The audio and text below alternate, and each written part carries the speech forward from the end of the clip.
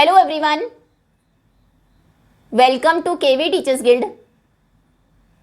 सो बच्चों, ये है part 3 8th class social science के second chapter reshaping India's political map का।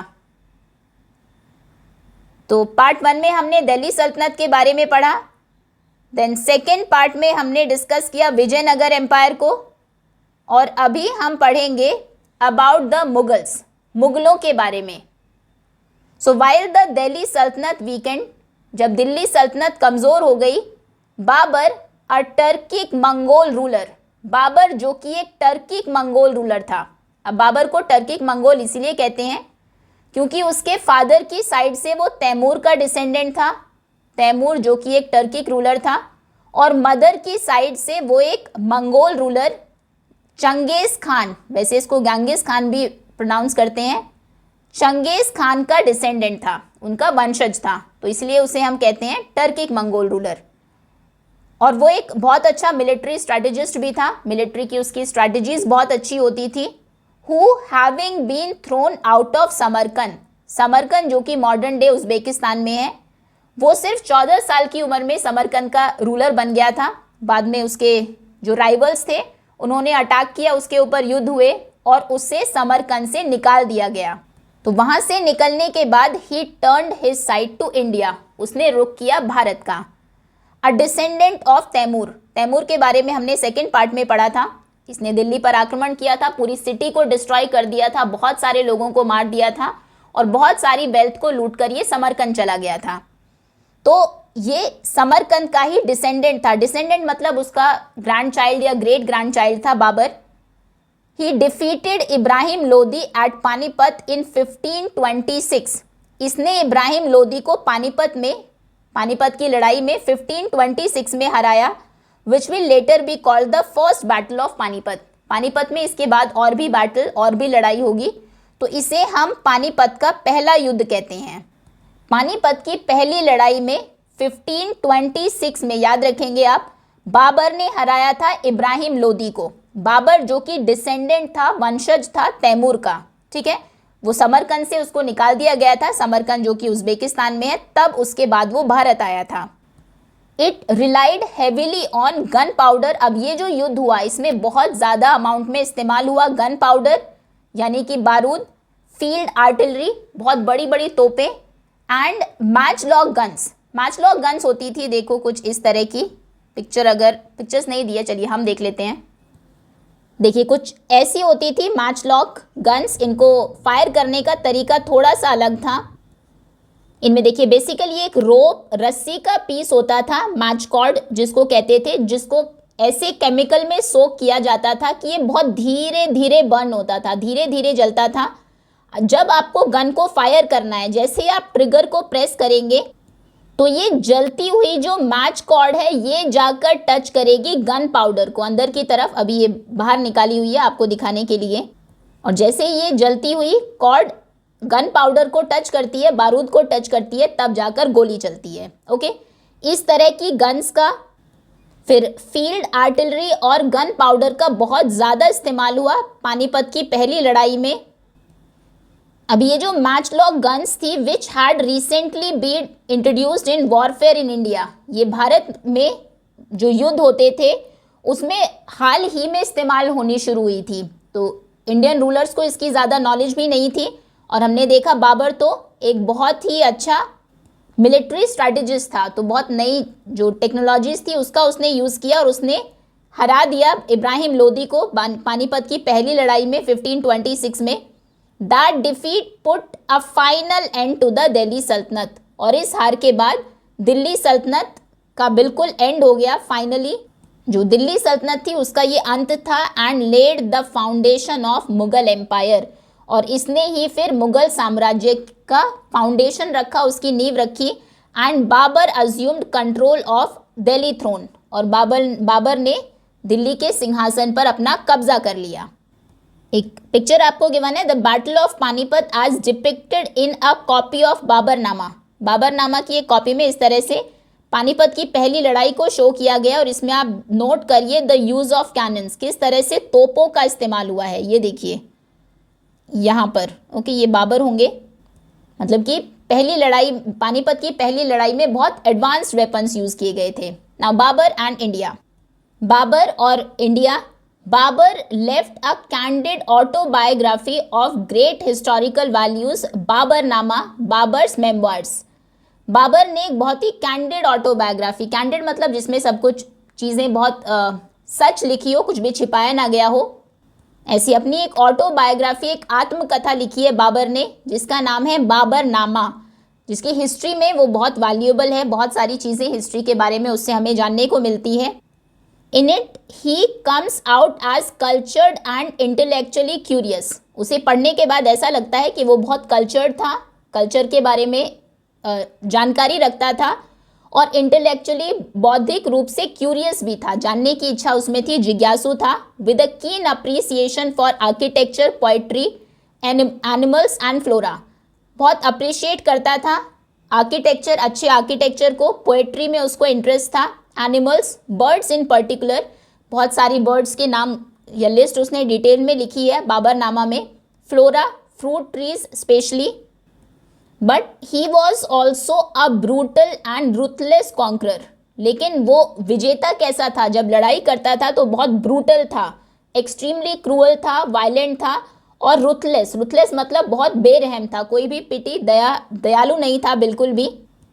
Slaughtering entire population of cities, शहरों में जितने भी लोग रहते हैं पूरी पॉपुलेशन को स्लॉटर कर देता था, बहुत बेरहम तरीके से मार देता था। Enslaving women and children, women, औरतों को और बच्चों को गुलाम बना लेता था। And taking pride in erecting towers of skulls made from the slaughtered people of plundered cities. जिन शहरों को उसने लूटा है वहाँ पर लोगों को स्लॉटर करके, उनको मार के, उनके स्कल्स, जो ब्रेन को प्रोटेक्ट करता है, खोपड़ी जिसको कहते हैं, उसका टावर बनाने में बहुत प्राउड फील वो करता था। Babur was nostalgic about Central Asia, Central Asia से क्योंकि वो आया था, वहाँ नॉस्टैल्जिक मतलब वहाँ की याद भी उसको आती थी। And found India to be a country of few charms, India में उसको जो अट्रैक्ट करने वाली या अपील करने वाली चीज़ें वो उसको बहुत कम लगती थी, मतलब उसको लगता था इंडिया में अच्छी बातें बहुत कम है, सेंट्रल एशिया जो जहाँ पर वो पहले रूल करता था वो ज़्यादा अच्छा था। समरकंद, उज़्बेकिस्तान, जहाँ से उसको निकाला गया था। एट द सेम टाइम, लेकिन सेम टाइम पर वो ये भी एक्नॉलेज करता था, ये भी जानता था, Hindustan is a large country and has masses of gold and silver. Hindustan एक बहुत बड़ा देश है, यहाँ पर बहुत सारा सोना और चांदी है।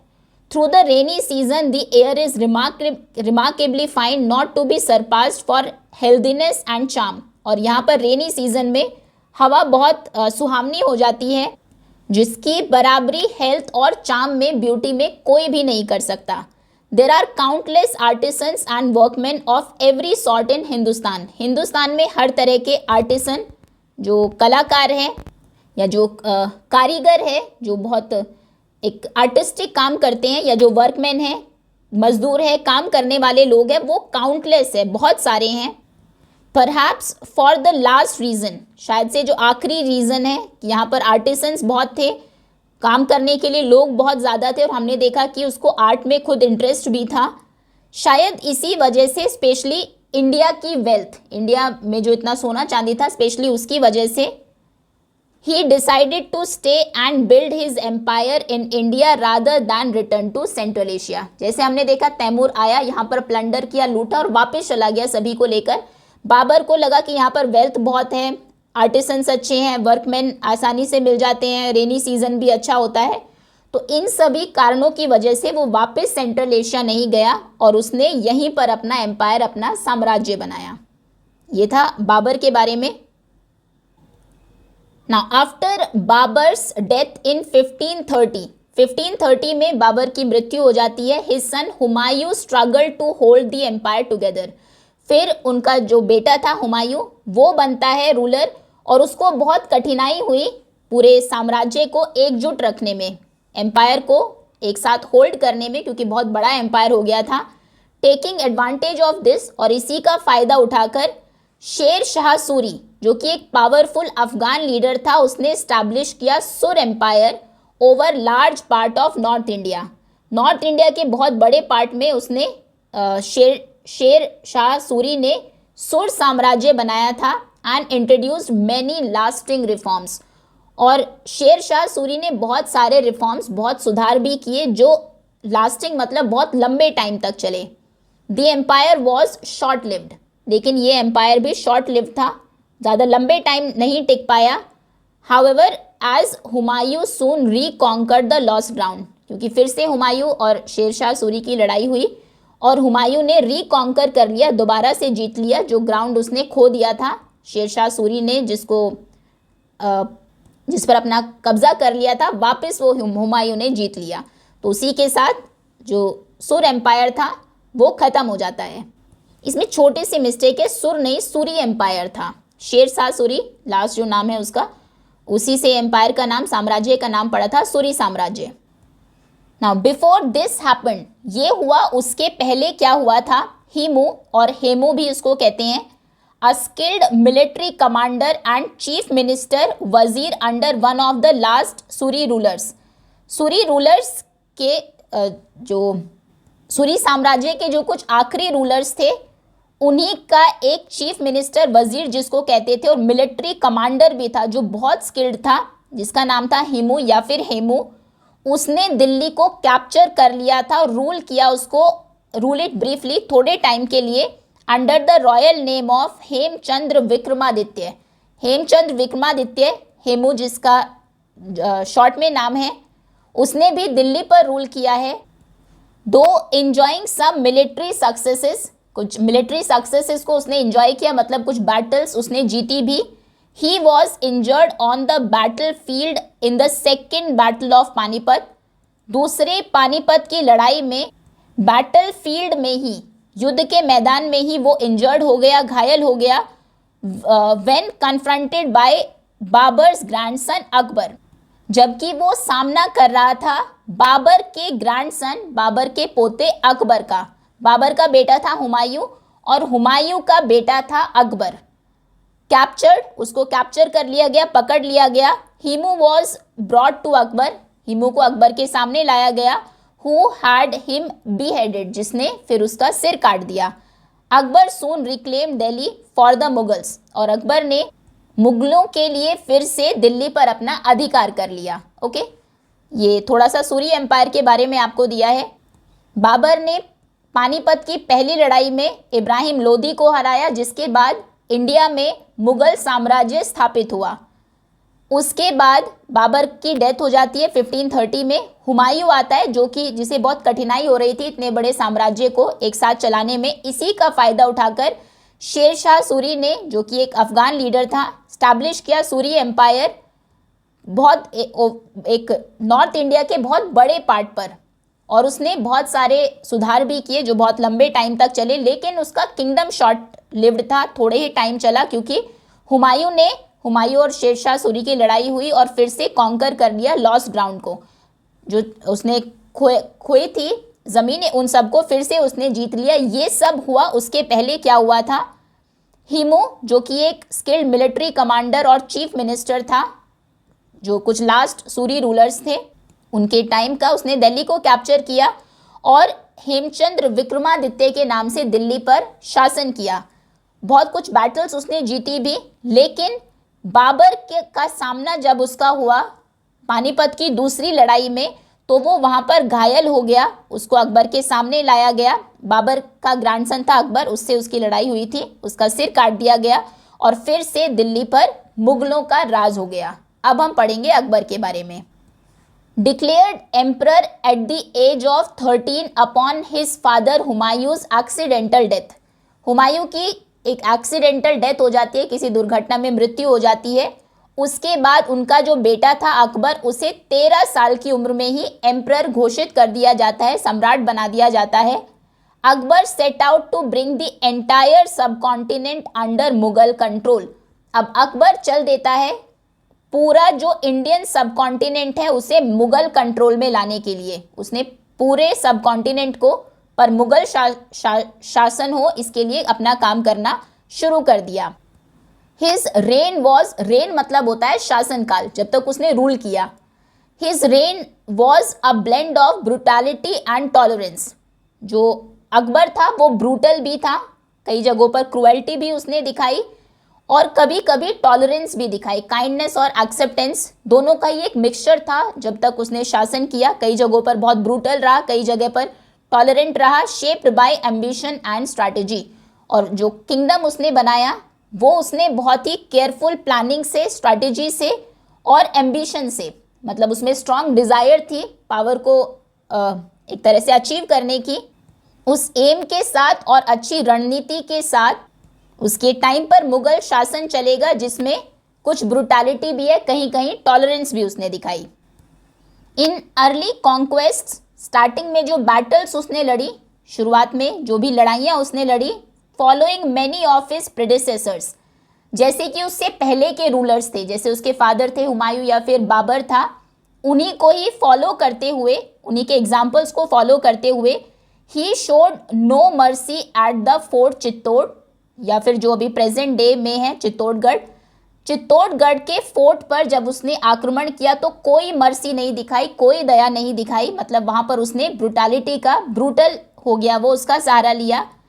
विच he besieged for more than 5 months in the face of determined resistance from the Rajput soldiers, जिसको कि चित्तौड़ फोर्ट को, किले को उसने बसीज करके रखना, मतलब उसे घेर लेना और लगातार अटैक करते रहना। 5 महीनों तक उसने उसे घेर कर उस पर अटैक किया, जबकि जो राजपूत सोल्जर्स थे उन्होंने, वो बहुत डिटर्मिन्ड थे, बहुत ब्रेवली वो लड़े उससे, स्ट्रांगली उन्होंने उसको रेजिस्ट किया। 13 साल की उम्र में ही वो राजा बन गया था और जैसे ही शुरुआती कुछ लड़ाइयाँ लड़ी, क्योंकि पूरे सब कॉन्टिनेंट को वो मुगल कंट्रोल के अंदर लाना चाहता था, तो शुरुआती कुछ लड़ाइयों में अपने पूर्वजों के ही उसने एग्जाम्पल लिया और कोई भी मर्सी नहीं दिखाई। फोर्ट चित्तौड़ पर जब उसने आक्रमण किया, 5 महीने तक घेरकर वो आक्रमण करता रहा, लेकिन जो राजपूत सैनिक थे उन्होंने भी बहुत साहस के साथ, बहुत मजबूती से उसका सामना किया। They inflicted heavy losses on the Mughal army, उन्होंने मुगल सेना को, मुगल आर्मी को भी बहुत नुकसान पहुंचाया, मुगलों के भी बहुत सारे सैनिक मरे, उन्हें भी बहुत सारे सामान का नुकसान हुआ।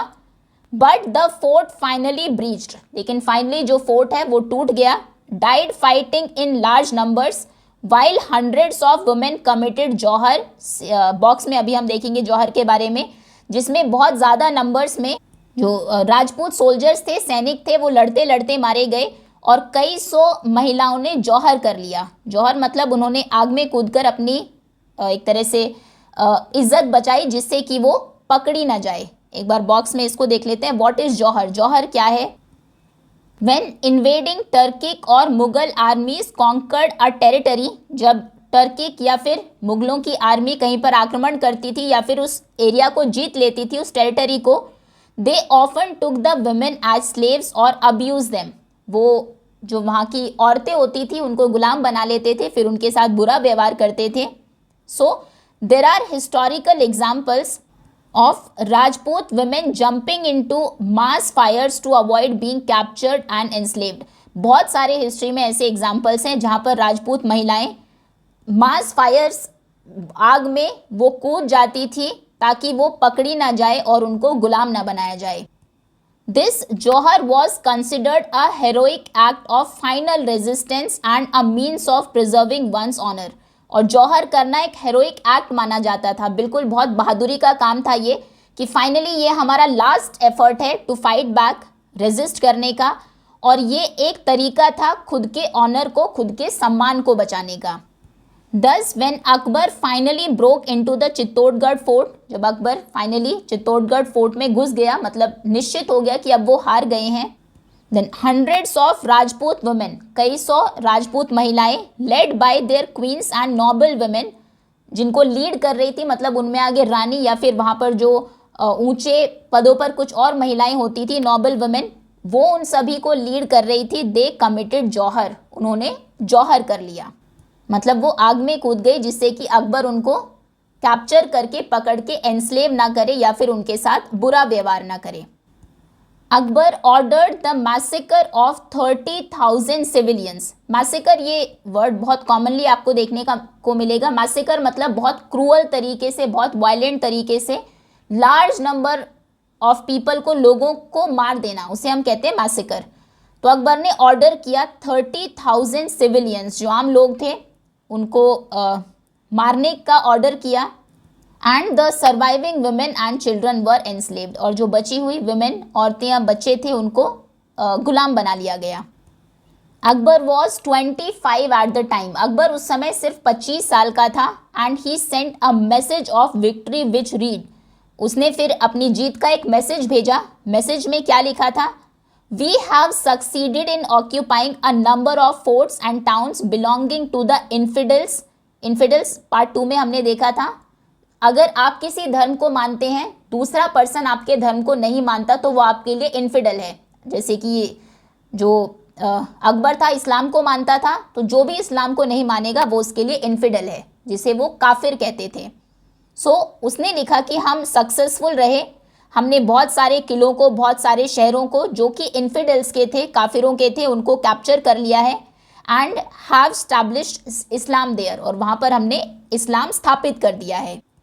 With the help of our blood thirsty swords, हमारी जो खून की प्यासी तलवारें हैं, उनकी मदद से we have erase the science of infidelity from their minds, उनके दिमाग से, लोगों मतलब दूसरे धर्म के जो विचार थे उनके माइंड में, उसको हमने खत्म कर दिया। And have destroyed temples in those places and also all over Hindustan, उन जगहों पर जो मंदिर थे और पूरे हिंदुस्तान में जो मंदिर थे, उन सभी को हमने डिस्ट्रॉय कर दिया। ये मैसेज लिखा था इस इंसिडेंट के बाद अकबर ने। Akbar followed his predecessors in this thought of his, Akbar भी उसके जैसे पहले शासक रहे मुगल साम्राज्य के, उन्हीं की तरह ही वो भी ये मानता था that a monarch should be ever intent on conquest, एक जो मोनार्क होता है, जो शासक होता है, उसका हमेशा ये मेन इंटेंट रहना चाहिए कि कैसे वो उसका जो साम्राज्य है, एम्पायर है, उसको एक्सपैंड करे, हमेशा मेन फोकस उसका वही होना चाहिए। Otherwise his enemies rise in arms against him, otherwise क्या होगा, अगर उसने ऐसा करना बंद कर दिया, अपने साम्राज्य को फैलाना बंद कर दिया, आक्रमण करने बंद कर दिए, तो उसके एनिमीज उस पर अटैक कर देंगे, उसके दुश्मन उस पर हमला कर देंगे। एज हिज एम्पायर ग्रू, जैसे जैसे उसका एम्पायर बढ़ा, अभी फिगर में देख भी लेंगे हम, he increasingly used political strategies to stabilize it, उसको स्टेबल बनाने के लिए, ऐसा ना हो कि फिर से कुछ पार्ट्स उसके हाथ से चला जाए, उसके लिए उसने बहुत सारी पॉलिटिकल स्ट्रैटेजीज भी अपनाई। जैसे कि he entered into marriage alliances with princesses of neighboring kingdoms, उसकी आसपास के जो राज्य थे उनकी प्रिंसेसेस से, जो राजकुमारियां थी, उनसे उसने शादी कर ली। Welcome Rajput and regional leaders into his court, अपने कोर्ट में जो कुछ राजपूत या फिर दूसरे रीजनल लीडर्स थे उनको वेलकम किया। अबॉलिस्ड द जिजिया, जिजिया हमने देखा जो जो इस्लाम को नहीं मानते थे, गैर मुसलमान लोग थे, उनसे वो टैक्स वसूला जाता था, उसको उसने अबॉलिश कर दिया, हटा दिया। And promoted the doctrine of Sulh e Kul, Sulh e कुल जिसका मतलब है पीस विद ऑल, सभी के साथ शांति, इस डॉक्ट्रिन को, इस सिद्धांत को उसने अपनाया। टॉलरेंस ऑफ ऑल फेथ्स, मतलब ऐसा नहीं कि वो सिर्फ इस्लाम को ही प्रमोट करेगा, वो सभी फेथ्स जितने भी धर्म हैं उनके प्रति सहनशीलता रखने लगा, वो सहनशीलता रखता है, सभी के प्रति टॉलरेंट है। अब देखिए, अब हम देखते हैं मुगल एम्पायर अंडर अकबर 1605, 1605 में जो अकबर के अंडर मुगल एम्पायर था, उसका एक्सटेंशन अगर आप देखें कितने एरिया को, ये पूरा एरिया, इतने बड़े एरिया को अकबर ने अपने कंट्रोल में कर लिया था, ये पूरा, यानी कि काफ़ी जो नॉर्थ का पूरा ही पार्ट लगा लीजिए आप, यहाँ से सेंट्रल इंडिया से ऊपर ऊपर, ये सारा पार्ट उस टाइम पर मुगल एम्पायर के अंडर था। औरंगजेब के बारे में बाद में पढ़ेंगे। थ्रू इंटरफेथ डायलॉग्स, मतलब अलग अलग फेथ के, अलग अलग धर्मों के मानने वाले लोगों को वो साथ में बैठाता था, वो आपस में बातचीत करते थे। इंटरफेथ डायलॉग्स के through appointment of Hindu officials in high positions and other bold reforms, और भी बहुत बड़े बड़े सुधार उसने किए, जैसे कि हाई पोजीशंस पर हिंदू ऑफिशियल्स को बैठाया। स्टार्टिंग में आप कह सकते थे वो टॉलरेंट नहीं था, बहुत क्रूअल भी था, अपने जो एंसेस्टर्स थे उन्हीं के एग्जाम्पल को फॉलो करते हुए उसने भी वही सेम स्ट्रेटेजीज अपनाई, लेकिन बाद में टॉलरेंट भी हो गया। जैसे हमने देखा कि उसका जो रेन रहा था, ब्रूटैलिटी और टॉलरेंस दोनों का एक मिक्सचर रहा था। स्टार्टिंग में ब्रूटल था, बाद में टॉलरेंट हो गया। दूसरे जो रिलीजन थे उनको भी इक्वली रिस्पेक्ट करने लगा। जो नॉन मुस्लिम्स पर टैक्स लगाया गया था उसको उसने हटा दिया और शुरू किया सुलह एक कुल, मतलब पीस विद ऑल, यानी कि सभी फेथ के प्रति वो टॉलरेंट है। Akbar expanded and stabilised his empire. Akbar ने अपने एम्पायर को एक्सपैंड तो किया ही, बढ़ाया तो है ही, साथ ही साथ उसको स्टेबल भी रखा। Even gaining the support of many Rajput rulers. Even बहुत सारे जो राजपूत रूलर्स थे वो भी अब उसको सपोर्ट करने लगे थे। His court historian and biographer Abu Fazl, ये नाम इंपॉर्टेंट है। उनके कोर्ट में एक हिस्टोरियन और एक बायोग्राफर था जिसने बायोग्राफी लिखी अकबर की, क्योंकि अकबर पढ़ा लिखा नहीं था। उसका नाम है अबू फजल। ही रिकॉर्डेड हिम एज स्टेटिंग, उसने जैसा अकबर ने कहा वैसा उसने रिकॉर्ड किया है। अकबर कहता है फॉर्मली पहले I persecuted man into conformity with my faith. Persecute करना मतलब उनको फोर्स करना। पहले मैं फोर्स करता था लोगों को कि मेरा जो रिलीजन है वो उसी को माने, उसी को एक्सेप्ट करे, एंड डीम्ड इट इस्लाम। और मेरा रिलीजन जो कि मुझे इस्लाम लगता था, इस्लाम को मैं अपना एक तरह से धर्म कंसिडर करता था, अपना रिलीजन कंसिडर करता था। और पहले मैं लोगों को भी मजबूर करता था कि वो मेरे धर्म मतलब इस्लाम को ही माने। As I Guru in knowledge, लेकिन जैसे जैसे मेरी नॉलेज बढ़ी, मुझे ज्ञान आया, I was overwhelm with shame, तो मुझे बहुत शर्म आई। Not being a Muslim myself I was, it was unmeet और inappropriate to force others to become such. Not being a Muslim myself मतलब मैं पूरे तरीके से खुद इस्लाम को नहीं निभा रहा था। देन इट वॉज इनअप्रोप्रिएट, तो ये बहुत गलत है कि मैं दूसरों को फोर्स करूं टू बिकम सच, कि वो मुस्लिम बन जाए या वो इस्लाम को फॉलो करें। What constancy to be expected from proselytes, proselytes मतलब कन्वर्टेड पीपल ऑन कंपल्शन। तो फिर कितनी लॉयल्टी या फिर कितने वो लोग फेथफुल रहेंगे जो कि एक तरह से कन्वर्टेड लोग हैं, जिन्हें कन्वर्ट भी कंपलसरी कराया गया है, मतलब जिनको ज़बरदस्ती मजबूरी में जिन्होंने अपना धर्म बदला है शायद से, वो मेरे धर्म के प्रति वो सच्चे मन से इस्लाम के प्रति पूरी तरीके से वफादार नहीं रहेंगे। हम उनसे कैसे वफादारी की उम्मीद कर सकते हैं। His long rain lasted for almost 50 years. उसका ये जो लंबा शासन काल था अकबर का, वो लगभग 50 साल चला।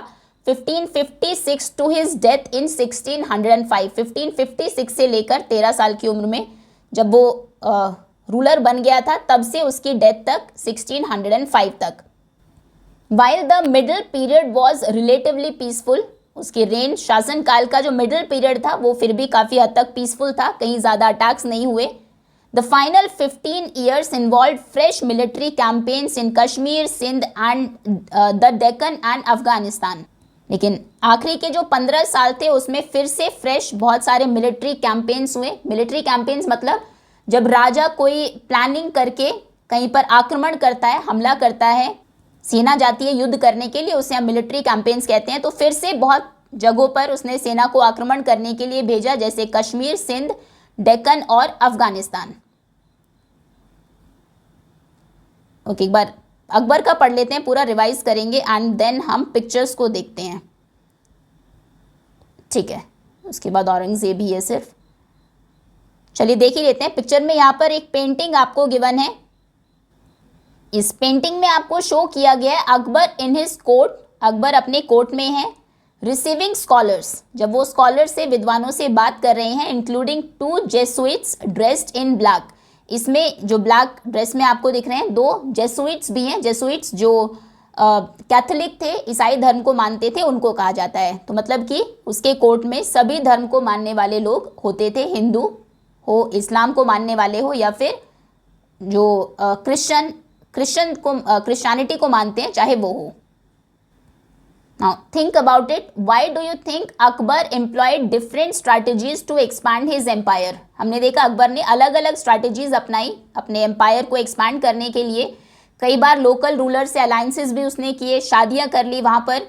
देन मिलिट्री कैंपेन्स भी किए. While the earlier rulers of Delhi relied mostly on military might. लेकिन जो दिल्ली सल्तनत के या फिर पहले उससे मुगल जो एम्परर थे उनको भी हम देखें, वो मोस्टली मिलिट्री माइट, उनकी जो मिलिट्री की ताकत थी उसी पर ही रिलाई करते थे. तो ऐसा क्यों?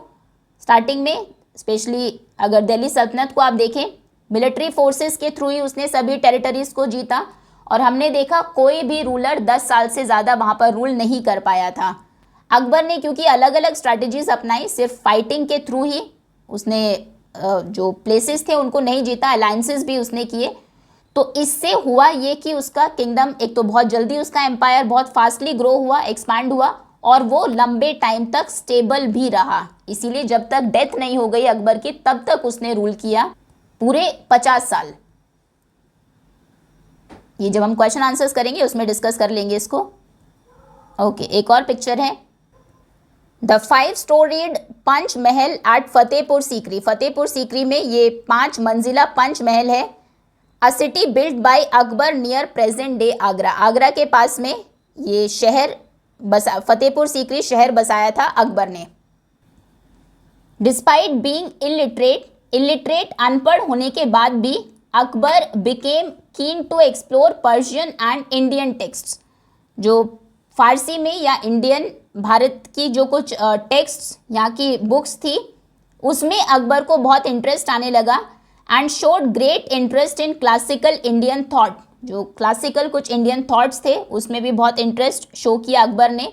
And often invited scholars. Classical मतलब जो पुराने हमारे कुछ क्लासिक्स हैं जैसे रामायण महाभारत, और वो अक्सर इन्वाइट करता था स्कॉलर्स को, विद्वानों को अपने कोर्ट में, जैसा कि फिगर 2.17 में दिखाया गया है यहाँ पर. अब देखेंगे बहुत सारे स्कॉलर्स बैठे हुए हैं. सो वो स्कॉलर्स को बुलाता था अपने कोर्ट में. He established a house of translation in Fatehpur Sikri. Fatehpur Sikri में उसने एक हाउस ऑफ ट्रांसलेशन बनाया जहाँ पर he had major Sanskrit text translated into Persian. बहुत सारे जो हमारे मेजर बड़े संस्कृत टेक्स्ट हैं, किताबें हैं, उनको वो फेमस संस्कृत टेक्स्ट्स हैं, उनको वो ट्रांसलेट कराता था पर्शियन में, फारसी में, इंक्लूडिंग द महाभारता. उसने महाभारत को ट्रांसलेट कराया. पर्शियन में उसका नाम है रज़्मनामा और the book of war, Mahabharata. The Ramayana को ट्रांसलेट कराया विद 176 ब्यूटिफुल मिनिएचर पेंटिंग्स, जिसमें 176 बहुत सुंदर छोटी छोटी पेंटिंग्स भी बनवाई. भागवत गीता और Panchatantra. Akbar's son Jahangir shared with his father's love for art and architecture and tried to expand the empire into the Deccan. अब अकबर का सन था, बेटा था जहांगीर, वो भी अपने फादर की तरह, उसको भी आर्ट से बहुत प्यार था, आर्किटेक्चर जो आर्किटेक्चर है उसका बहुत शौक था, और उसने भी कोशिश की डेक्कन में, साउथ में अपने एम्पायर को एक्सपैंड करने की, साम्राज्य को बढ़ाने की. फिर जहांगीर का जो सन था शाहजहां फॉट सेवरल रेबेलियंस, कुछ जो विद्रोह कर रहे थे मुगल एम्पायर के अगेंस्ट, उससे उसने फाइट किया. एंड इज बेस्ट रिमेंबर्ड, और उसको याद किया जाता है as the builder of the Taj Mahal at Agra. Agra में ताजमहल बनवाने के लिए हम उसे याद करते हैं. तो अभी हमने कितने रूलर्स को देखे? सबसे पहले बाबर आया, बाबर के बाद आया हुमायूं, फिर आता है अकबर. इन तीनों के बारे में आपको डिटेल में गिवन है. फिर जहांगीर के बारे में ज़्यादा नहीं दिया. जहांगीर वो भी अपने फादर की तरह था, उसको भी आर्ट का और आर्किटेक्चर का बहुत शौक था. डेक्कन में उसने कोशिश की एम्पायर को एक्सपैंड करने की. उसके बाद आया शाहजहां, कुछ रेबेलियन से उसने भी फाइट किया. फिर उसको ताजमहल बनाने के लिए वो फेमस है. The Taj Mahal is even today recognized as one of the great architectural marvel of the world. Taj Mahal जिसको कि आज भी इस तरह से जाना जाता है या एडमायर किया जाता है कि वो पूरे वर्ल्ड में बनने वाली सबसे ब्यूटीफुल बिल्डिंग है. उसके आर्किटेक्चर के लिए, ग्रेट आर्किटेक्चर के लिए सभी, पूरी दुनिया में सभी उसको जानते हैं. This period formed the peak of an immense flowering art and architecture. अब ये जो पीरियड था स्पेशली शाहजहां के टाइम का, इसमें आर्ट और आर्किटेक्चर अपने हाईएस्ट लेवल ऑफ क्रिएटिविटी या ब्यूटी पर था। बहुत सारी अमेजिंग बिल्डिंग्स बनी, पेंटिंग्स बनी, बहुत सारा डेकोरेटिव काम हुआ इस टाइम पर, जिसमें इंक्लूडेड है building of Humayun tomb in Delhi, Delhi में हुमायूं का मकबरा, and the red fort in Delhi and Agra, और दिल्ली और आगरा में लाल किला। Other classical art and music, दूसरे जो क्लासिकल हमारे आर्ट थे, क्लासिकल म्यूजिक था, वो भी बहुत फ्लरिश हुआ इस टाइम पीरियड में, वो भी बहुत फला फूला। एज ऑल्सो रिमार्केबल वर्क, और बहुत ही रिमार्केबल, बहुत इम्प्रेसिव, एक्सेलेंट काम हुआ कैलीग्राफी जो राइटिंग होती है उसमें, एंड मिनिएचर पेंटिंग्स में। मिनिएचर जो कुछ छोटी छोटी सी डिटेल्ड पेंटिंग्स होती हैं, एक मिनिएचर पेंटिंग आपको गिवन है, ये है एक मिनिएचर पेंटिंग जिसमें इलस्ट्रेट किया गया है, शो किया गया है। ये ऊपर पर्शियन ट्रांसलेशन है ऑफ द रामायणा, ये रामायण के एक सीन को यहाँ पर ट्रांसलेट किया गया है, फारसी में लिखा गया है। नीचे एक मिनिएचर पेंटिंग है जैसा हमने देखा भी था ऊपर, ये अकबर ने ट्रांसलेट कराया था, उसने इनफैक्ट एक हाउस ऑफ ट्रांसलेशन बनाया था जहाँ पर महाभारत को रामायण जिसमें कि 176 बहुत ब्यूटीफुल मिनिएचर पेंटिंग्स भी हैं, और भागवत गीता, पंचतंत्र, इन सभी को उसने संस्कृत से पर्शियन में ट्रांसलेट कराया था। तो यहाँ पर आपको शो की गई है नीचे एक well known episode of Rama chasing the golden deer, जहाँ पर राम चेज कर रहे हैं गोल्डन डियर जो सोने का हिरन था, उसका वो पीछा कर रहे हैं, उस सीन को यहाँ पर डिपिक्ट किया गया है, ऊपर लिखा गया है और नीचे एक मिनिएचर पेंटिंग से शो किया गया है। अब हम पढ़ते हैं औरंगजेब के बारे में, औरंगजेब एंड देन, ठीक है, रेजिस्टेंस तो छोटा ही है, चलिए, लेकिन उससे पे एक बार क्विकली हम अकबर को और रिवाइज कर लेते हैं। हुमायूं की डेथ के बाद सिर्फ 13 साल की उम्र में अकबर राजा बन गया था, और उसका एम ये था कि पूरा इंडियन सब कॉन्टिनेंट उसके मुगल साम्राज्य के अंडर हो। उसका जो शासन काल रहा उसमें कुछ ब्रुटैलिटी थी, स्पेशली स्टार्टिंग में, फिर टॉलरेंट हो गया, वो टॉलरेंस भी थी, बहुत एम्बिशियस था, और स्ट्रेटजीज भी उसकी बहुत अच्छी थी। शुरुआती जो कुछ कॉन्क्वेस्ट हुए, जो उसने बैटल लड़ी, उसमें उसने अपने प्रिडेसेसर जो उसके पूर्वज थे उन्हीं का एग्जाम्पल लिया और कोई भी दया नहीं दिखाई। जैसे कि उसने चित्तौड़गढ़ के किले पर जब आक्रमण किया था, 5 महीनों तक उसको घेर कर रखा, उस पर वो आक्रमण करता रहा। राजपूत सोल्जर्स ने हालांकि बहुत ब्रेवली उसको रेजिस्ट किया, लेकिन फाइनली जो किला था वो टूट गया। बहुत लार्ज नंबर्स में सोल्जर्स की वहाँ पर डेथ हुई, हालांकि उन्होंने मुगल आर्मी को भी बहुत नुकसान पहुँचाया था। उसके बाद हंड्रेड्स ऑफ वुमेन ने वहाँ पर जौहर कर लिया। जौहर के बारे में भी आपको दिया है, जब कोई भी टर्किक या फिर मंगोल रूलर टेरिटरी को कॉन्कर करता था, जीत लेता था, तो वो वहाँ की वुमेन को एनस्लेव करके उनको दासी बना लेता था या उनके साथ बुरा व्यवहार करता था।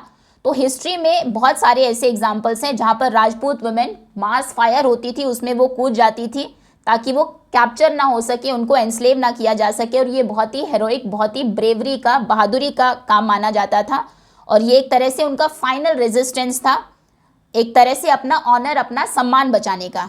तो जैसे ही अकबर ने वो किले के अंदर आता है चित्तौड़गढ़ फोर्ट के, तो हंड्रेड्स ऑफ राजपूत वुमेन उनकी क्वींस के साथ और जो कुछ नोबल घराने की औरतें थी उनके साथ मिलकर वो जौहर कर लेती है। खैर, सो जब उसने कॉन्कर किया किले को, तो उसने 30,000 से ज़्यादा लोगों को बहुत ब्रूटली मरवा दिया। जो बची हुई महिलाएं या बच्चे थे उनको एनस्लेव बना, उनको दास बना लिया, गुलाम बना लिया। और ये सब तब हुआ जब अकबर सिर्फ 25 साल का था। और उस टाइम पर उसने एक मैसेज भी लिखा था, मैसेज भेजा था, जिस मैसेज में लिखा गया था कि बहुत सारे फोर्ट्स और टाउन्स को जो इन्फिडेल्स के थे, मतलब जो इस्लाम को नहीं मानते, उनके टाउन्स को, किलों को मैंने कब्जा कर लिया है और वहाँ पर इस्लाम स्थापित कर दिया है। हमारी जो खून की प्यासी तलवारें थी, उन्होंने उनके दिमाग से दूसरे धर्म को जो मानने वाले लोग थे दूसरे धर्म को हटा दिया, इनफिडेलिटी को इरेज कर दिया है। हमने टेम्पल्स को डिस्ट्रॉय किया उन प्लेसेस पर, और पूरे हिंदुस्तान में भी टेम्पल्स को नष्ट कर दिया। अपने जो पूर्वज थे उन्हीं की तरह अकबर का भी ये मानना था कि एक राजा को हमेशा युद्ध करते रहना चाहिए, अपने टेरिटरी को बढ़ाते रहना चाहिए, अदरवाइज उसके जो एनिमीज हैं वो खड़े हो जाएंगे और वो उस पर अटैक कर देंगे।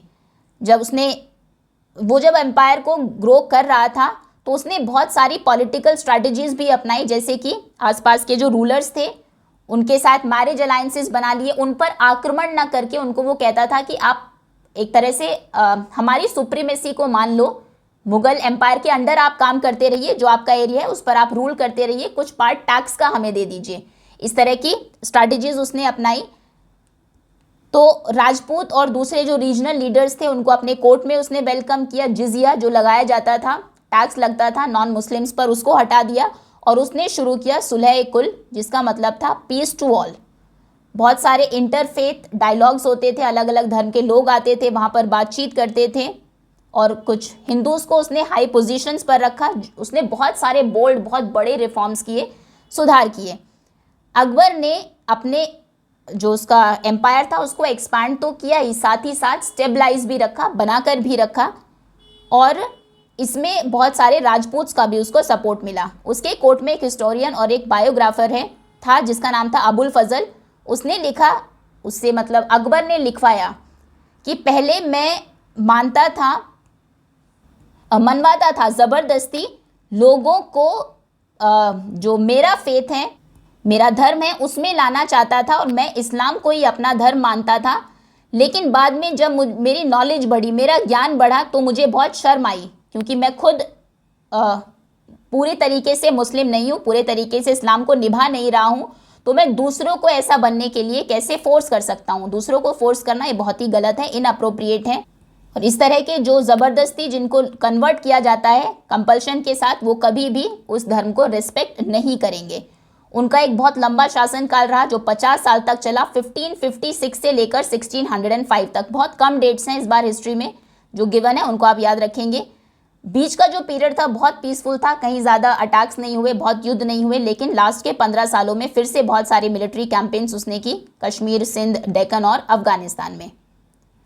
उसके बाद अकबर हालांकि खुद पढ़ा लिखा नहीं था, लेकिन उसको बहुत इंटरेस्ट था पर्शियन और इंडियन टेक्स्ट जो बुक्स थी उनमें बहुत इंटरेस्ट वो शो करता था, क्लासिकल इंडियन थॉट्स में, जो हमारे पुराने कुछ इंडियन थॉट्स हैं। बहुत सारे विद्वानों को अपने कोर्ट में बुलाता था, उनसे बातचीत करता था। हाउस ऑफ ट्रांसलेशन, ट्रांसलेट करने का एक घर, पूरा हाउस उसने बनाया हुआ था फतेहपुर सीकरी में, जहाँ पर मेजर जो हमारे इंपॉर्टेंट संस्कृत की किताबें हैं उनको पर्शियन में ट्रांसलेट किया जाता था, जिसमें महाभारत भी है, रामायण है जिसमें 176 ब्यूटीफुल मिनिएचर पेंटिंग्स भी ड्रॉ की, भागवत गीता और पंचतंत्र। फिर उनका बेटा आया जहांगीर, वो भी उनके फादर की तरह ही, उसको भी आर्ट से, आर्किटेक्चर से बहुत प्यार था। उसने डेक्कन में थोड़ा कोशिश की एम्पायर को एक्सपैंड करने की। फिर जहांगीर का बेटा आता है शाहजहां, कुछ लोग रेबेलियस हो गए थे, उसके साथ उसने लड़ाई की, और उसको सबसे ज़्यादा याद किया जाता है ताजमहल बनवाने के लिए जो उसने आगरा में बनवाया। आज भी वो बेस्ट आर्किटेक्चरल मार्वल है वर्ल्ड का। इस पीरियड में जो आर्ट और आर्किटेक्चर था वो अपने पीक पर था। फिर उसमें जैसे कुछ बिल्डिंग्स हम देखते हैं जो इसी टाइम पीरियड में बनी, शाहजहां के हुमायूं टॉम ऑफ दिल्ली, फिर red fort in Delhi and Agra. दूसरे जो क्लासिकल आर्ट म्यूजिक थे इंडिया में वो भी बहुत फ्लरिश हुए इस टाइम पीरियड में। कैलीग्राफी में, मिनिएचर पेंटिंग में बहुत रिमार्केबल काम हुआ। अब आता है Aurangzeb. We mentioned earlier the frequent violent succession during the सल्तनत पीरियड। दिल्ली सल्तनत के टाइम पर भी हमने देखा जब भी सक्सेशन की बारी आती थी, मतलब नेक्स्ट रूलर कौन बनेगा, तो बहुत वो सक्सेशन, उत्तराधिकारी चुनना बहुत वायलेंट होता था। जो हमेशा जो सुल्तान है जनरली दिल्ली सल्तनत के टाइम पर तो उसको मारकर या उसको हराकर ही गद्दी ली गई, कभी भी पीसफुल तरीके से सक्सेशन बहुत कम हुआ।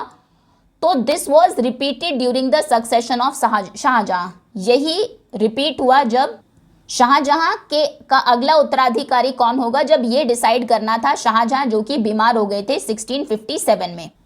ही wished the throne to go to Dara Shikoh his eldest son. अब शाहजहां चाहते थे कि जो थ्रोन है, राजगद्दी है, वो उनके सबसे बड़े बेटे दारा शिकोह को मिले, but Daraz younger brother Aurangzeb, Dara का ही छोटा भाई था Aurangzeb, defeated him in a series of battles. बहुत सारी लड़ाइयाँ हुई दोनों में। औरंगजेब ने दारा शिकोह को हरा दिया एंड इवेंचुअली और फाइनली एग्जीक्यूटेड हिम, फाइनली उसको एग्जीक्यूट कर दिया, उसको मार दिया। Presenting his severed head to their father, even Shahjahan के सामने उसका जो कटा हुआ सिर था वो भी उसने प्रेजेंट किया। औरंगजेब से पहले एक सक्सेशन में हमने देखा मुगल एम्पायर में कोई ऐसा बिग इशू नहीं था, वायलेंट तरीके से वो नहीं हुआ। अब शाहजहां के सक्सेशन में वही रिपीट हुआ जो पहले दिल्ली सल्तनत में होता था। यहाँ पर भी सक्सेशन उत्तराधिकारी चुनना बहुत वायलेंट होगा। 1657 में शाहजहां बीमार हो जाते हैं, वो दारा शिकोह को बनाना चाहते हैं उत्तराधिकारी, लेकिन दारा शिकोह के छोटे भाई औरंगजेब की और दारा शिकोह की बैटल होती है, जिसमें सीरीज ऑफ बैटल्स, कई सारी लड़ाइयाँ होती है। वो उसको हरा देते हैं, उसको मार देते हैं और उसका कटा हुआ सिर अपने पिताजी शाहजहां के सामने प्रेजेंट करते हैं। Aurangzeb also removed his 2 other brothers, अपने दूसरे बाकी जो 2 भाई थे उसको भी उसने हटा दिया, रिमूव कर दिया। He had 1 arrested and executed, एक को उसने अरेस्ट करके मरवा दिया, एग्जीक्यूट कर दिया, फांसी चढ़ा दी। And drove the second into exile, और दूसरे को देश से निकाल दिया, क्योंकि ऐसा ना हो कि बाद में वो उसके अगेंस्ट प्लॉट करके विद्रोह कर दे, जैसा कि दिल्ली सल्तनत में होता था। To prevent further challenge to his rule, उसके रूल करने में बाद में कोई चैलेंज, कोई चुनौती ना आए, उसके लिए Aurangzeb imprisoned his father Shah Jahan in the Agra fort, उसने अपने पिता शाहजहां को ही इम्प्रिजन कर लिया, उसी को ही बंदी बना लिया आगरा फोर्ट में। Where he remained until his death, जहाँ पर शाहजहां अपनी डेथ तक, अपनी मृत्यु तक रहे। औरंगजेब क्राउंड हिमसेल्फ एम्परर इन 1658, फिर औरंगजेब ने खुद को ही क्राउन किया, एम्परर घोषित कर दिया, बादशाह घोषित कर दिया 1658 में। एंड नेम्ड हिमसेल्फ आलमगीर, और उसने अपना नाम दिया आलमगीर। आलमगीर मतलब कॉन्करर ऑफ द वर्ल्ड, पूरी दुनिया को जीतने वाला, पूरी दुनिया का विजेता। He ruled for almost 49 years, और अकबर के जैसा ही उसने भी लगभग 49 ईयर्स तक रूल किया। Now think about it, we saw above that Delhi sultans average reign lasted about 9 years. हमने देखा दिल्ली के सभी सुल्तान्स का एवरेज शासन काल अगर हम निकाले वो लगभग 9 साल का था। This figure became 27 years in the case of Mughal emperor up to Aurangzeb. Mughal emperor अगर हम बाबर से औरंगजेब तक देखें तो उनका एवरेज शासन काल 27 ईयर्स का है। And 16 years if we consider all Mughal rulers, Aurangzeb के बाद के भी अगर सारे हम मुगल रूलर्स को ले तो उनका एवरेज निकलता है 16 ईयर्स का, up to the end of the empire in 19th century. 19th century में जब एम्पायर एंड हुआ तब तक। What do you make of these numbers of years of reign, ये जो शासन काल के नंबर्स आपको दिए हैं इनसे आप क्या समझते हैं? तो इनसे हमें पता लगता है कि दिल्ली के जो रूलर्स थे वो एवरेज उन्होंने 9 साल तक रूल किया, मतलब जो उनका एक तरह से शासन काल था, रूल था, वो बहुत अनस्टेबल था। वायलेंट सक्सेशन होते थे, उत्तराधिकारी बहुत वायलेंट तरीके से चुना जाता था। अगर एक कोई चुन लिया गया तो दूसरे जो उसके भाई होते थे या दूसरे जो एक तरह से रूलर बनने की रेस में हैं वो हमेशा उसके अगेंस्ट प्लॉट करते रहते थे, कभी भी आक्रमण कर देते थे। ऐसा कोई भी वायलेंट सक्सेशन हमने मुगल एम्पायर में नहीं देखा औरंगजेब के टाइम तक। और औरंगजेब ने भी उसके बाद जो भी उसके दूसरे भाई थे उन सभी को हटा ही दिया, किसी को एग्जीक्यूट कर दिया, किसी को एग्जाइल कर दिया, देश से निकाल दिया। तो उसने भी 49 ईयर्स तक रूल किया। लेकिन बाद का आपको दिया है, औरंगजेब के बाद के सारे रूलर्स को अगर आप देखें तो एवरेज निकल कर आता है 16 ईयर्स। तो ये शो करता है कि बाद में जो रूलर्स आएंगे औरंगजेब के बाद वो वीक होंगे और उनका जो रेन होगा वो और ज़्यादा शॉर्टर होगा, उनका शासनकाल और छोटा होगा। Now Aurangzeb skilled in military matters, Aurangzeb military matters में बहुत स्किल्ड था, वॉर्स लड़ने में, प्लान करने में।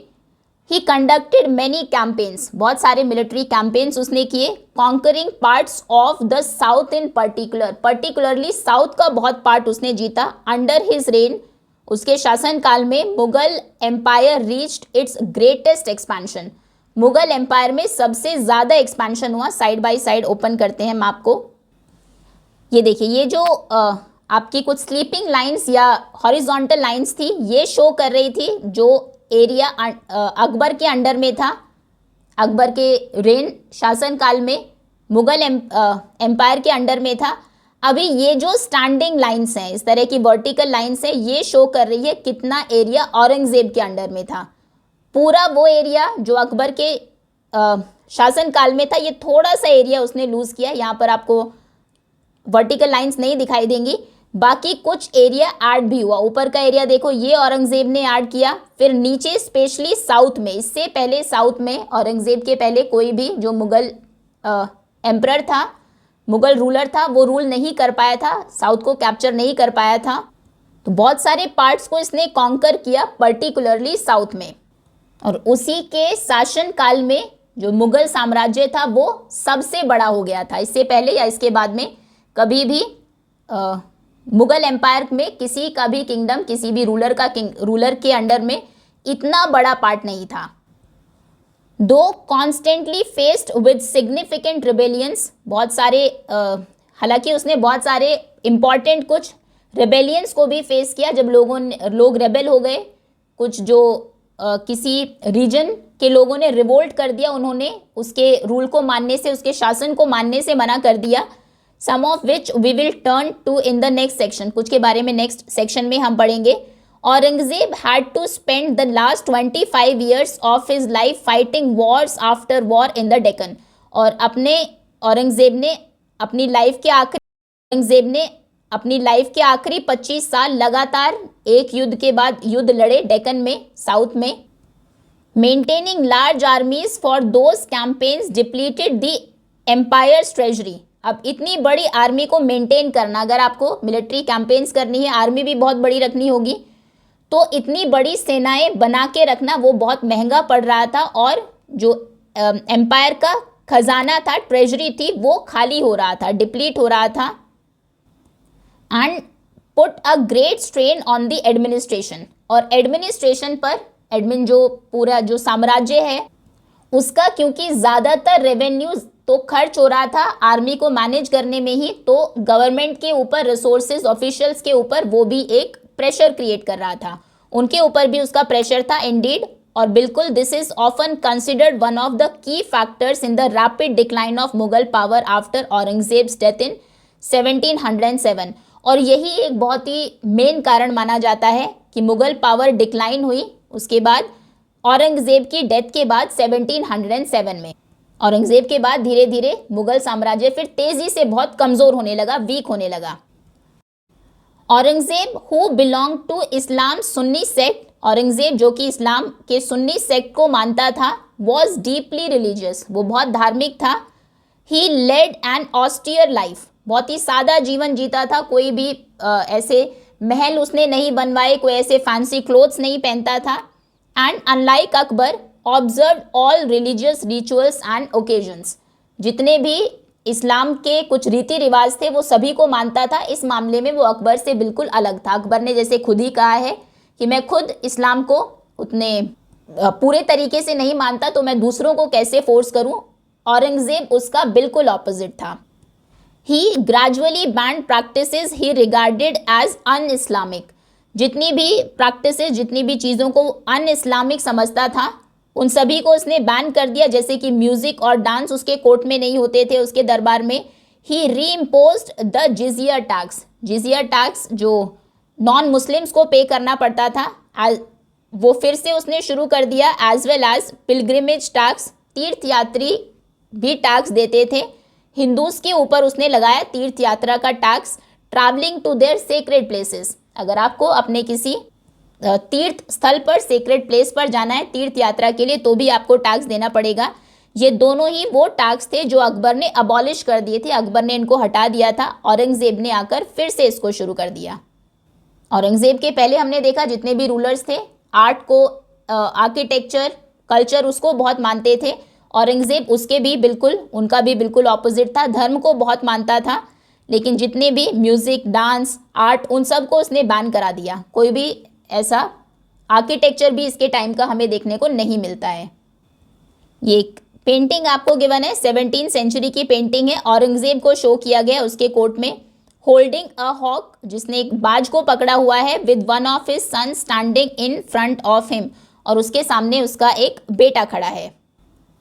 सम scholars argue that Aurangzeb's motives were primarily political, कुछ स्कॉलर्स, विद्वान ऐसे हैं जो आर्ग्यू करते हैं कि औरंगजेब ने ये सब जो किया वो एक तरह से पॉलिटिकल था, उसका मेन मोटिव पॉलिटिकल था। That is to establish and strengthen his empire's dominance. ये जो टैक्स उसने लगाए इसका मेन मोटिव ये था कि उसका जो एम्पायर है, साम्राज्य है, उसका डोमिनेंस बना रहे, दबदबा बना रहे और वो एक तरह से और ज़्यादा स्ट्रेंथन हो और ज़्यादा मजबूत हो, पैसे आए ज़्यादा से ज़्यादा उसके पास, इसीलिए उतने टैक्स उसने लगाए थे। They also give examples of grants and assurances of protection he gave to some temples. वो फिर कुछ एग्जाम्पल्स भी देते हैं कि औरंगजेब ने ग्रांट्स भी दिए, पैसे दिए या लैंड दी टेम्पल्स को, उनको अश्योरेंस दी कि वो टेम्पल्स को प्रोटेक्ट करेगा। While politics did play a part in his decisions, हालांकि जो उसने डिसीजंस लिए टैक्स लगाने के उसमें पॉलिटिक्स का थोड़ा सा पार्ट था।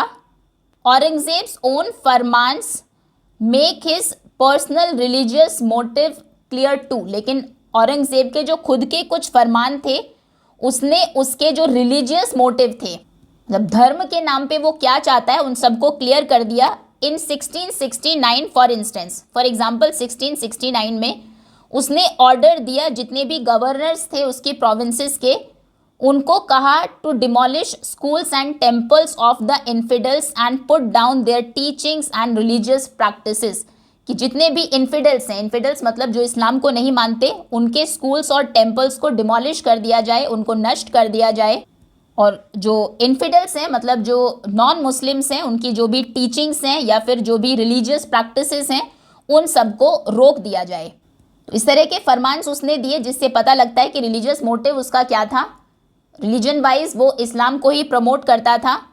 हालांकि कुछ स्कॉलर्स ऐसा भी आर्ग्यूमेंट करते हैं कि नहीं नहीं, वो तो जो डिसीजंस उसने लिए वो एम्पायर के डोमिनेंस को स्ट्रेंथन करने के लिए थे और वो तो टेम्पल्स को ग्रांट्स और अश्योरेंस ऑफ प्रोटेक्शन देता था। टेम्पल्स एट बनारस, बनारस जो प्रेजेंट डे वाराणसी है, Mathura, Somnath among many others were destroyed. Banaras के मंदिर, मथुरा, सोमनाथ और भी बहुत सारे थे, उनको डिस्ट्रॉय किया गया। As well as Jain temples and Sikh gurdwaras, बहुत सारे जैन के जो टेम्पल्स थे, मंदिर थे, उनको भी उसने डिस्ट्रॉय कर दिया, उनको भी तोड़ दिया। This aspect of Aurangzeb was also visible in his persecution of Muslims of other sects like Sufis, जैसे कि हमने देखा वो खुद सुन्नी सेक्ट को मानता था, तो ऐसा नहीं कि सिर्फ नॉन मुस्लिम्स के साथ ही वो ऐसा बिहेव करता था। जो वो मुस्लिम्स थे जो कि दूसरे किसी सेक्ट को मानते हैं, जैसे कि सूफीज़ हैं या फिर ज़ोरोएस्ट्रियंस जो रिलीजन है of Parsis in India, Persia से जो आए हैं ओरिजिनली, उनको भी वो उसके इस परसिक्यूशन में, मतलब उसका एक जो डिफरेंट ट्रीटमेंट था, हार्श उनको भी वो बहुत हार्शली ट्रीट करता था। मुस्लिम्स में भी उसके सेक्ट के अलावा जो दूसरे मुस्लिम्स थे उनको भी वो परेशान करता था। नाउ लेट्स एक्सप्लोर में in his last letters of two of his sons, जो आखिरी 2 लेटर्स उसने अपने बेटों को लिखे, औरंगजेब लिखता है I came alone and I am going away alone, मैं अकेला आया था, अकेला ही जा रहा हूँ। I know not who I am and what I have been doing, मुझे नहीं पता मैं कौन हूँ या मैं क्या कर रहा हूँ। I have not done well for the country and the people, मैंने देश के साथ जो एम्पायर था उसका या लोगों के साथ ठीक नहीं किया। And of the future there is no hope, और फ्यूचर में भी उसकी कोई उम्मीद नहीं है कि मैं कुछ अच्छा कर पाऊंगा। I was helpless in life and I M departing helpless, मैं लाइफ में भी हेल्पलेस रहा, एक तरह से असहाय रहा, और मैं जब जा रहा हूँ तो भी हेल्पलेस हूँ। Now what do these words tell us about Aurangzeb, ये जो वर्ड्स हैं उसके कुछ आखिरी औरंगजेब के बारे में क्या बताते हैं। What do you feel about them, उनके बारे में आप क्या फील करते हैं। तो ये शो करता है कि वो हेल्पलेस फील कर रहा है, लोनली, अकेला है, और उसने लाइफ में जो किया है अपने एक्शंस के लिए वो रिग्रेटफुल है, उसको पछतावा है। एंड में जाकर उसको कहीं ना कहीं ये समझ में आया कि उसने अपनी कंट्री के लिए और देश के लोगों के लिए कुछ भी अच्छा नहीं किया। और इससे हमें ये पता लगता है कि चाहे कोई भी कितना भी बड़ा रूलर हो, एट द एंड आकर उसने, क्योंकि बहुत ही क्रूअल वो रहा, अपने रिलीजन को लोगों से ज़बरदस्ती उसने मनवाया, रिलीजन वाइज बहुत स्ट्रिक्ट था, दूसरे तरीके से भी, लेकिन एंड में आकर कहीं ना कहीं जब वो लोग अपनी लाइफ को देखते हैं तो वो यही देखते हैं कि उन्होंने दूसरे लोगों के लिए क्या भला किया, कितने पावरफुल वो रहे या फिर कितनी टेरिटरीज को उन्होंने जीता, वो सब नहीं सोचता कोई भी पर्सन एंड में। एनीवेज, कुछ और अगर आप इससे समझे वो भी आप बता सकते हैं क्लास में। थिंक अबाउट इट, बाद में देखेंगे क्योंकि बहुत ही लेंदी हो गई है वीडियो। अभी हम देख लेते हैं रेजिस्टेंस टू द मुगल्स। अब देखते हैं मुगलों का विरोध किसने किया। Let us survey some of the major rebellions that ended up eroding the Mughal power. तो अभी हम सर्वे करेंगे, डिस्कस करेंगे उन कुछ मेजर रिबेलियंस के बारे में जिन्होंने रिवोल्ट किया, विद्रोह किया और फाइनली जो मुगल पावर थी, मुगल सत्ता थी, उसको इरोड कर दिया, उसको बहुत कमज़ोर कर दिया। Keeping the special case of Marathas. अब इसमें एक स्पेशल केस है मराठास का, उसको हम रख रहे हैं नेक्स्ट चैप्टर के लिए, उसको हम नेक्स्ट चैप्टर में डिस्कस करेंगे। Over the centuries many peasant communities rebelled against harsh exploitation. क्योंकि कई 100 सालों तक मुगल्स ने रूल किया, तो इन सेंचुरीज में बहुत सारी पीजेंट कम्युनिटीज ने रेबेल किया, विद्रोह किया। उनके साथ जो इतना हार्श एक्सप्लॉयटेशन हो रहा था, उनको एक्सप्लॉइट किया गया, शोषण उनका किया गया। जितना अनाज उगता था उसका मोस्ट ऑफ द पार्ट्स तो टैक्स में ही चला जाता था। कई बार अगर नहीं भी उगा किसी भी नेचुरल कैलेमिटी की वजह से, तो भी उनको टैक्स देना पड़ता था। तो इस हार्श एक्सप्लॉयटेशन के अगेंस्ट बहुत सारी पीजेंट कम्युनिटीज में, पीजेंट मतलब होता है किसान, किसान कम्युनिटीज ने कई बार रेबेल किया, कई बार वो अगेंस्ट हो गए मुगल्स के। One such case in the 17th century, एक ऐसे ही केस की हम बात कर रहे हैं 17th सेंचुरी में ये हुआ था। इन्वॉल्व द जाट पीजेंट्री, जिसमें कि इन्वॉल्व है जाट किसान, ये जो कि अभी present day western Uttar Pradesh, Haryana और ईस्टर्न राजस्थान में पाए जाते हैं। Who manage to kill an oppressive officer of Mughal administration. Mughal administration का एक बहुत ही ऑप्रेसिव, बहुत शोषण करने वाला, बहुत ही अत्याचारी आप कह सकते हैं, ऐसा एक ऑफिसर था। जाट किसानों ने उसको मार दिया। इन द सब्सिक्वेंट बैटल, उसके बाद जो बैटल्स हुई, लड़ाइयाँ हुई, 20,000 men confronted the Mughal army and fought valiantly. 20,000 Jat किसान ने मुगल आर्मी का सामना किया और बहुत बहादुरी के साथ वो लड़े। But their Jat leader was killed, लेकिन उनका जो लीडर था जाट किसानों का, उसको बाद में मार दिया गया, उसकी मौत हो गई। एंड द रेबेलियन सप्रेस्ड, और जो विद्रोह था उसको सप्रेस कर दिया गया, दबा दिया गया। और भी दूसरे ट्राइबल ग्रुप्स थे जैसे the Bhil, Gonds, Santhals, Koch, for instance कुछ एग्जाम्पल्स आपको गिवन है। They also fought back against attempts to annex their territory और इम्पोज टैक्सेस ऑन देम। जब मुगल कोशिश कर रहे थे उनके जो टेरिटरी है, उनका जो एरिया है, उसको एनेक्स करने की, उसको उनसे छीनने की या उनके ऊपर टैक्स लगाने की कोशिश कर रहे थे, तो इन्होंने भी फाइट बैक करने की कोशिश की। Some of these groups were subdued और gradually integrated into the Delhi सल्तनत और द मुगल एम्पायर। इनमें से कुछ को सबड्यू कर दिया गया, हरा दिया गया, दबा दिया गया और ग्रेजुअली फिर दिल्ली सल्तनत में या मुगल एम्पायर में ही मिला लिया गया।